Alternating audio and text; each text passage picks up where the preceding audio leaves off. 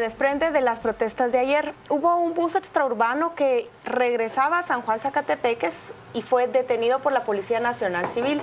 Causó mucha sorpresa porque el argumento fue que estaban tratando de identificar a personas que presuntamente participaron en la matanza de los pajoques en septiembre del año pasado en el departamento de Zacatepeques.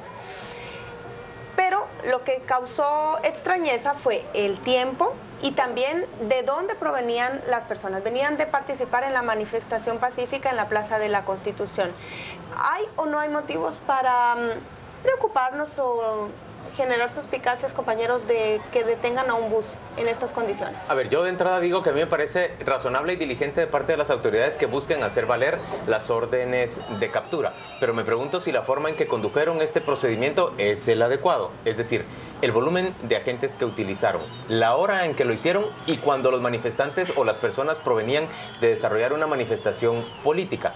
Bien pudieron haber esperado, por ejemplo, al descenso de las personas en el Parque Central o no sé en dónde exactamente desemboca o a dónde arriba el autobús para poder hacer este tipo de operativo sin afectar necesariamente a todos los que se vieron varados durante largo tiempo la noche de ayer. Yo pienso exactamente lo mismo, fueron 5 horas y hay quejas allí de madres con niños que no pudieron hacer nada, absolutamente nada ante el despliegue de fuerza, que tenían. Y por otro lado, lo que menos le conviene al gobierno en este momento es cualquier malentendido, cualquier buena intención que se desarrolla tan mala de suscitar lo que precisamente tú decías, influir miedo. Estas personas venían de manifestar y son detenidas por el número de policías que se utilizaron. Las patrullas, ¿qué pueden pensar?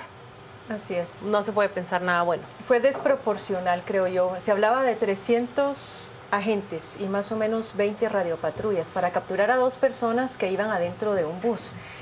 Me llama la atención que justamente cuando se dio la matanza en septiembre del 2014, ustedes se recordarán que tanto los comunitarios que se oponen a la cementera como el mismo personal de Cementos Progreso estuvo llamando a la policía para que pudieran mediar en el conflicto y nunca lo hicieron. Y en esta ocasión tú ves justamente que hay un gran despliegue policial para capturar a 2 personas que iban adentro de un bus. Yo voy a ser de abogado del diablo.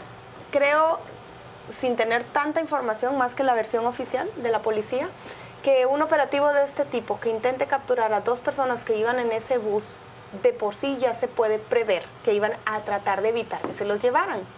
Y la gente de San Juan Zacatepeques, indistintamente si esté a favor o en contra de la cementera, no es la primera vez que habría protagonizado una turba que impide que se lleven consignadas a las personas. Ha habido muertos en San Juan Zacatepeques históricamente. Pero un bus lleno de mujeres y niños. No lo sé, pero creo más bien que puede entenderse desde la prevención más que desde el ataque, porque es una zona de conflicto que mantiene una permanente crisis y un gran problema de seguridad donde el gobierno ya metió la pata gruesamente. Doña Arcamen tiene un argumento adverso. No, yo lo que digo es, si realmente tenían orden de captura, ¿por qué los detuvieron 5 horas y en dónde están los capturados? Y han pasado por otro lado casi un año desde que pasó eso. Que yo no la vi aparecer por ningún lado, siendo que era un caso serio, que estuvo circulando en las redes sociales de manera bastante intensa y algunos medios de comunicación.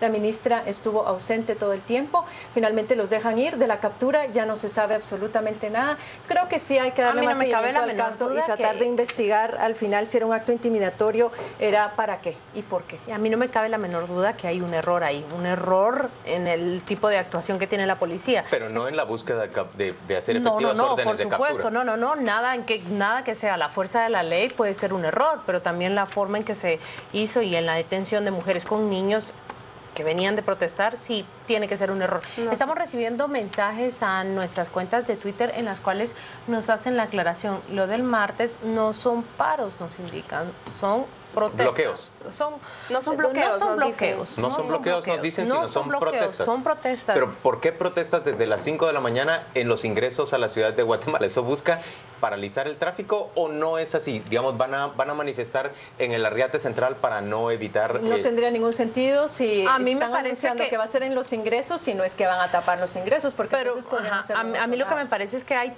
tantas personas que están hablando sobre las manifestaciones del martes, me refiero a organizadores que unos deben de estar orientados hacia un fin y los otros hacia otro. En todo caso, recibimos mensajes acá que nos dicen, por favor, aclaren que no vamos a bloquear. Entonces, no va a haber bloqueos, eso es lo que nos están diciendo vía la red social Twitter. Por supuesto, nosotros vamos a seguir reporteando sobre este tema. El anuncio que se ha dado a conocer el día de hoy es que va a haber grupos ubicados en los puntos de ingreso a la ciudad de Guatemala a partir de las 5 de la mañana. Y la experiencia más reciente que tenemos los guatemaltecos, sobre todo los habitantes del área metropolitana, es que se produjeron bloqueos hace exactamente 10 días en los accesos a la ciudad capital. ¿Hablamos de elecciones? Hablemos de elecciones y nosotros tenemos que presentarles, Paola, esa nominación que se ha hecho de Aníbal García por parte del Movimiento Nueva República como candidato a la presidencia de Guatemala. Eso se ha producido el día de hoy. Hoy también se ha presentado la nominación ya concreta de José Ángel López como candidato presidencial también de Encuentro por Guatemala. Pero a mí me parece que además de esas dos nominaciones, que es relevante decir algo respecto a ellas, es importante notar también cómo está evolucionando la publicidad política, la propaganda electoral de quienes, ahí tenemos a Aníbal García y a su compañero de fórmula, Rafael Maldonado, quien es un ecologista, ¿verdad? Él entiendo que es directivo de Calas, de esta entidad que hace investigación. De Centro de Defensa Legal de los Derechos Ambientales, sí, en términos generales.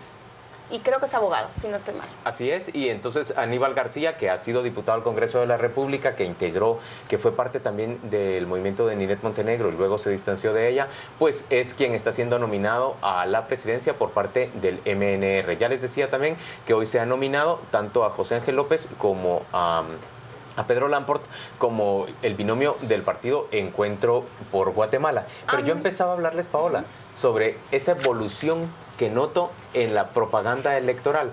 Si ustedes ven el día de hoy, el partido UNE empieza a cuestionar hechos políticos acaecidos el pasado viernes. La UNE, en el spot que veíamos hace apenas unos minutos en el espacio publicitario de Canal Antigua, nos muestra ya su crítica directa al Partido Patriota y al partido líder y habla de un esfuerzo por proteger al presidente y por acuerpar, digamos, por cubrirse con el manto de la corrupción. En términos generales tenemos un partido UNE que está tratando de sacar ventaja, de tomar posicionamiento en el tema de la corrupción y de identificarse sobre todo con habitantes de áreas urbanas del territorio nacional que acuerpan este movimiento de protesta. ¿Qué piensan de eso? A mí me llama la atención el MNR porque quizás Aníbal sería un interesante entrevistado a las 8:45 esta semana. Yo entiendo que tuvieron problemas legales de un ala que reclamaba la autoría del partido y la otra ala que se lo quería quedar. El propio Javier Monterroso, que ahora es el candidato a alcalde a diputado de todos, era parte de este movimiento. Y entiendo que Aníbal García terminó peleado con buena parte de los integrantes de este partido. Rafael Maldonado pertenece a Calas, donde el director era Yuli Melini, que era un aspirante a la presidencia, todavía salió en nuestra última encuesta con la intención de voto allí, poquita, pero ya estaba identificado y está fuera también de la contienda.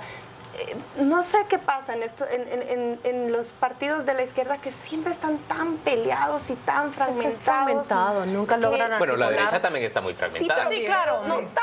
Lo que pasa es que tienen más votos. Como son tan pequeñitos y se viven peleando todo el tiempo. Lo que pasa es que si también la izquierda contara con el capital y con los recursos que cuenta la derecha, tendríamos por lo menos poder aglutinador.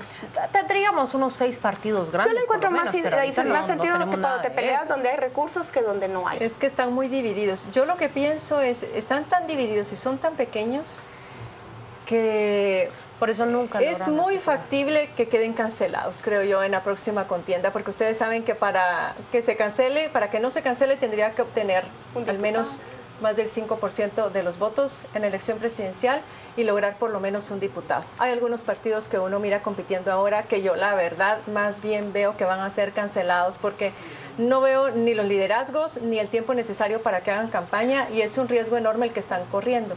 Y finalmente, solo refiriéndome a lo que decías, Juan Luis, del cambio de estrategia de la UNE.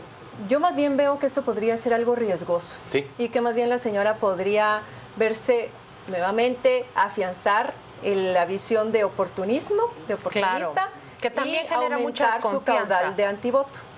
Que también ella genera mucha desconfianza. No puede Sandra Torres salir a hablar en contra de la corrupción, porque justamente es lo que le empiezan a reclamar quienes forman parte de todas estas protestas y este hartazgo del sistema político.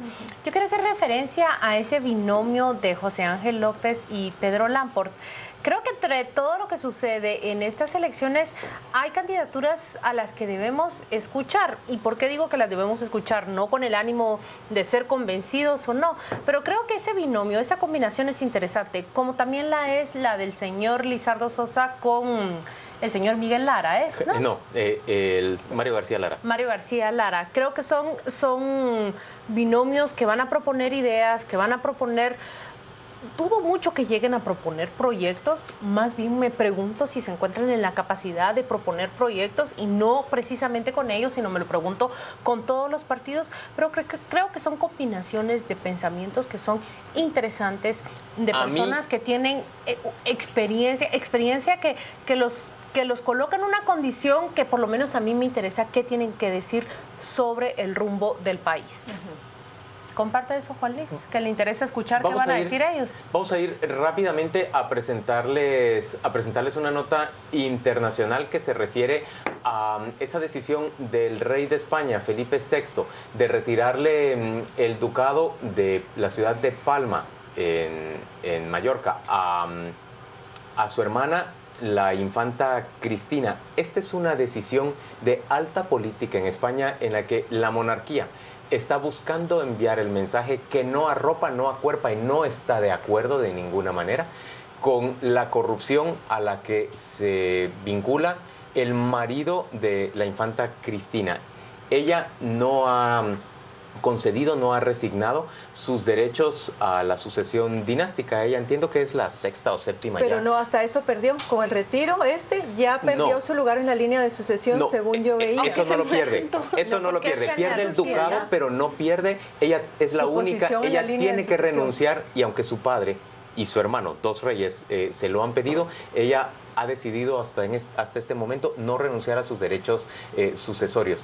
Ella, en términos generales, ya no es considerada miembro de la familia real. Por supuesto, sigue siendo hija de los reyes eméritos. Pero, ¿qué resulta importante o por qué resulta llamativo traer este tema a colación? Por la contundencia de la decisión. Por la contundencia del hecho, porque incluso una monarquía está luchando en contra de la corrupción y la imagen de corrupción. El otro hecho que fue finalmente transparentan sus finanzas, porque si ustedes se dan cuenta, cuando se comparaba con otras monarquías, era la monarquía que menos transparente era en publicar sus gastos en la página web.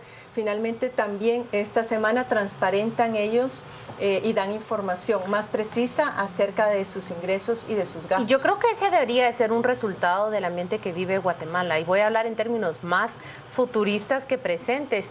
Creo que no puede considerarse el futuro gobierno en las mismas condiciones que se consideró el actual en su momento. Yo me preguntaba el viernes qué habría sido de Otto Pérez Molina y Roxana Valdetti de cuando se manifestaba y se levantaba toda esa duda hacia su patrimonio, que ellos hubieran revelado esa declaración patrimonial jurada. ¿Cuánto habría cambiado el escenario que hoy viven? Hacia el futuro todo esto va a cambiar, y la era de la transparencia no se vive únicamente o no se exige únicamente en España, sino prácticamente en todo el mundo. Lo que pasa es de que puedes ser transparente cuando no tienes nada que esconder. Es la única forma. Hola, ¿nos presenta la imagen de la portada de la revista Contrapoder? Les presento la portada de la edición de esta semana. Es el embajador de Estados Unidos, el señor Todd Robinson, que ha sido reseñado, perfilado en la revista a partir de su arribo a Guatemala en octubre del año pasado. Es un diplomático con 28 años de carrera que se estrenó acá en Guatemala como embajador, y en estos 8 escasos meses, el señor ha sido testigo de cambios y de procesos históricos en Guatemala. Hay quienes aseguran que no solo es testigo, también es un promotor de estos procesos, y de eso trata este perfil del señor Robinson. También tenemos otra nota sobre la magistrada Blanca Stalin, la magistrada que es dura de roer. Dura de roer, la que es asociada, ella y su hijo, con el expresidente del Seguro Social, el señor Juan de Dios Rodríguez, el secretario y abogado del presidente de la República. La magistrada está en aprietos, aunque le han pedido ya su renuncia. Ella lo que hizo fue tomarse vacaciones. Por cierto, hay recomendaciones para regalos al Día del Padre, a los papás en el Día del Padre, en esta edición de Contrapoder.